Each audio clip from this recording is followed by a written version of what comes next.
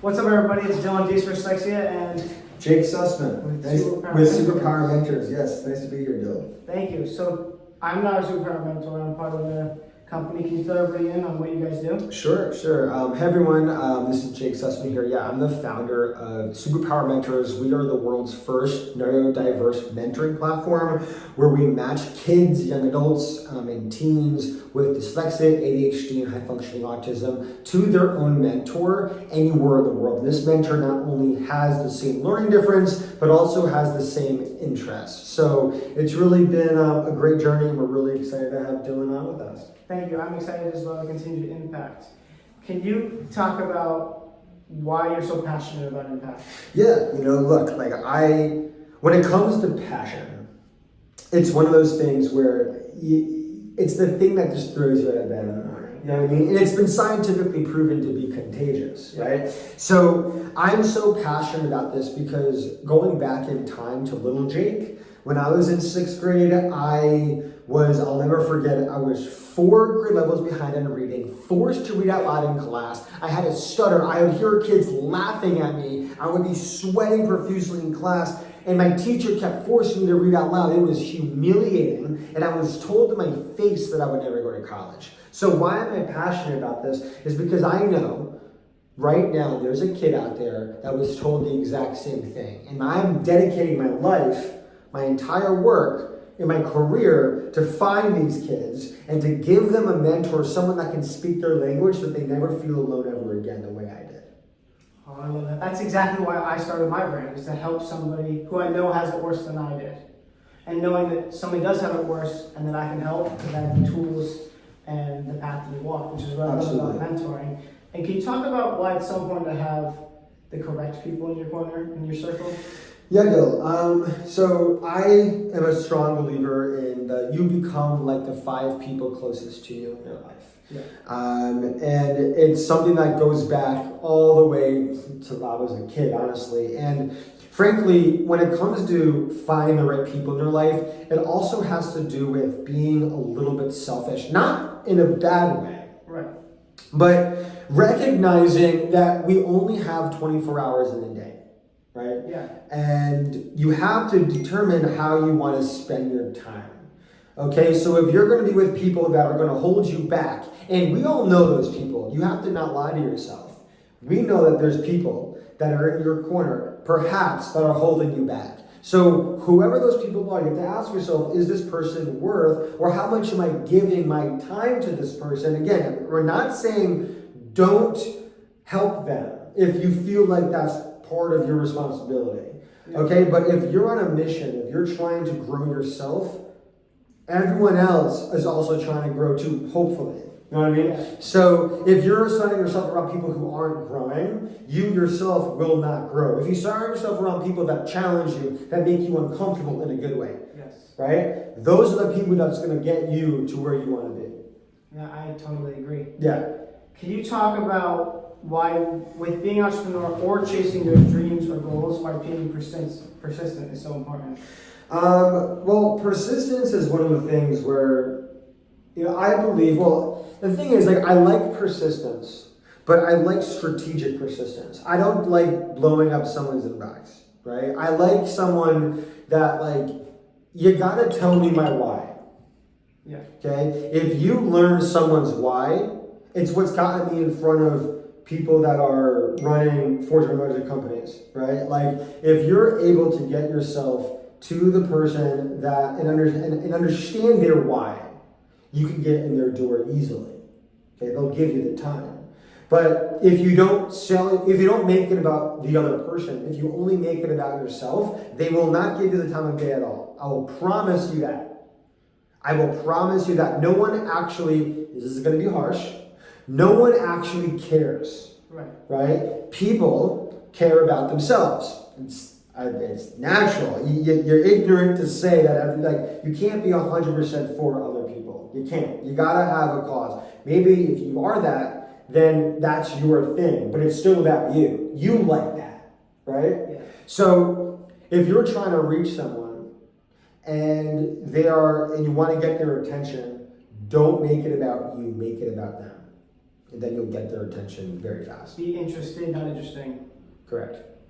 Awesome. What would you tell a 12 to 15-year-old teenage kid who doesn't know what they want to do? So, look, I work with kids between all of those ages, hundreds of kids, and all of our mentors have as well. And something that we've learned through this work, which has been really cool, is to understand your outlets. And what do I mean by outlets, right? I'm not talking about the thing that you plug into the wall. No.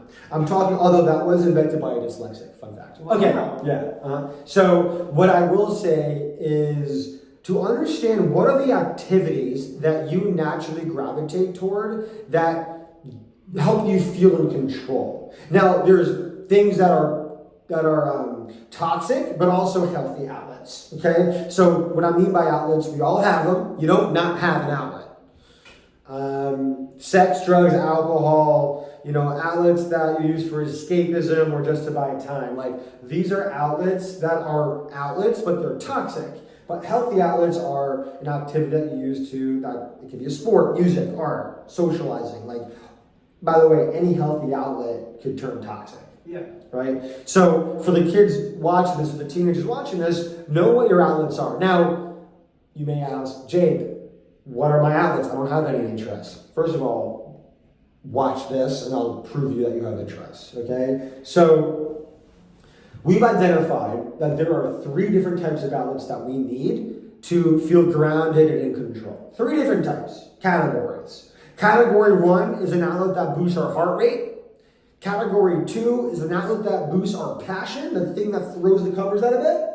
Outlet number 3 is an outlet that boosts our creative expression, the thing that helps us, feel expressed. Okay, so let's dissect each one. So the outlet that boosts our heart rate, I'm not talking about exercise. That's a byproduct. What I'm talking about is oxygen to your brain. If you have a learning difference, our brains need oxygen. If you just wake up out of bed, slug downstairs, eat a bowl of cereal, bacon, egg, and cheese, get on the bus or get to school and expected to focus for 7 hours, it's not going to happen. Our brains need oxygen, okay? So we have to get oxygen in our bodies. It could be, I recommend any type of cardiovascular exercise in the morning. If you want to lift at night. But you got to start your day with oxygen. Okay. Second one is passion. The thing that throws you out of bed in the morning. I said it earlier, passion is contagious. It's been scientifically proven. So what are my passions? Well, it could be video games, actually. Like if you play tech, whatever the thing that you get excited about. I don't care if it's like the stereotypical thing might be passionate. Like Dill's passionate about dyslexia. Good for him. Good for you. But that may not be for someone else. Maybe someone else's passion is watching YouTube videos. It could be anything, really. But whatever the thing is that gets you excited, or if you don't have one, if you're struggling with that, think about what you used to get excited about. Okay? It's easy. Think about what you used to get excited about. It could be Legos. Okay? I don't care. But it could be any of that. Let's say it is Legos. Yeah. Buy yourself a Lego set. Yeah. Go back to your childhood for a minute and have some fun. I love Legos. First of all, I love Legos. I build Legos still. I love Legos. Okay? So that's number 2. Number 3 is creative expression. So what do I mean by creative expression? Everyone needs this. Okay? Art, music, writing, journaling, which is writing. Like it doesn't matter. You have to feel expressed. Okay, so that's something else. So you can identify those 3, you're good. If you're looking at yourself in the mirror and saying, well, I got the creative expression down, I'm pretty passionate about it, I don't go to the gym enough and I feel like crap all the time, I wonder why. You're missing one of the key outlets. So for those watching this that are trying to find their footing and just trying to figure themselves out, look at yourself in the mirror and do this exercise. Ask yourself about the outlets and then go from there. I love that. So we talked prior about listening versus hearing. Can you break into that? Yeah, sure. So Dylan, asked me in a previous conversation about what is one of my what was the best piece of advice that I've gotten. Yeah. And it was a very tough question. Good question. All right, because there's a lot of pieces of advice, but I'd say something that I continue to practice every day, like going to the gym. Okay, is you gotta practice listening. We live in a society that hears. We do. We only hear. We hear what we want. And I'll tell you, yes, I'll go into the coaching piece in a minute. But we hear. Okay? So the best piece of advice that I've gotten is to practice listening. That's it. I love that. What would be one thing you can leave our audience with that they can take home, take action on, or think about?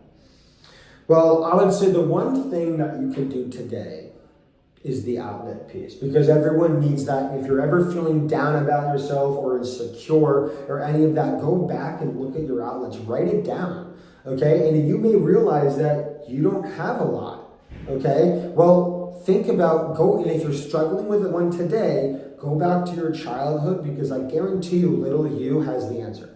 Seriously, we think it's, I play with trains. I love model trains. I do that I'm 28, whatever, who cares? It's my passion. I love it. It's hard to do that in New York, okay? But you get creative. Maybe you build a house with popsicle sticks. I don't know. You just have fun. Yeah. It's about feeling expressed. So that's why people like being on social media or whatever, right? So anyway, I would say my best piece of advice is to go back in time and ask yourself, what was it like for me when I was a kid? What did I love to do? And see if that works out for you today. I love that. Yeah. Let your passion take control of where you want to go and just do everything you can in your power. I promise you, you're not the first to do it in some verdict. Think about the roads that have been taken and the people who did it the way you want it. Find the people who have the results that you want and get near them and ask them as many questions as you want and listen. Yes, sir. You guys are beautiful. This is me and Jake Sesson. We'll catch you next time.